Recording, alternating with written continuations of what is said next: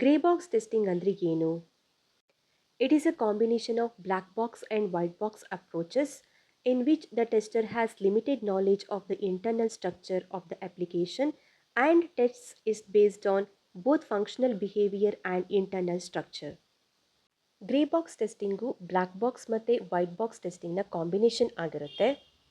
ಇದರಲ್ಲಿ ಟೆಸ್ಟರ್ಸ್ಗೆ ಪ್ರಾಡಕ್ಟ್ನ ಇಂಟರ್ನಲ್ ಸ್ಟ್ರಕ್ಚರ್ ಬಗ್ಗೆ ಲಿಮಿಟೆಡ್ ನಾಲೆಡ್ಜ್ ಇರುತ್ತೆ, ಬಟ್ ವೈಟ್ ಬಾಕ್ಸ್ ಟೆಸ್ಟಿಂಗ್ನಲ್ಲಿ ಗೊತ್ತಿರುವಷ್ಟು ಗೊತ್ತಿರಲ್ಲ.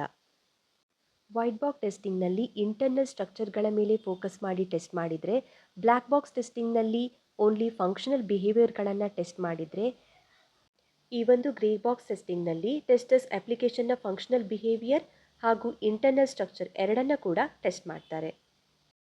ಈ ಒಂದು ಗ್ರೇ ಬಾಕ್ಸ್ ಟೆಸ್ಟಿಂಗನ್ನು ಟ್ರಾನ್ಸ್ಕ್ಯುಲೆಂಟ್ testing, semi transparent testing, partially white box testing, hybrid testing ಅಂತ ಕೂಡ ಕರೀತಾರೆ.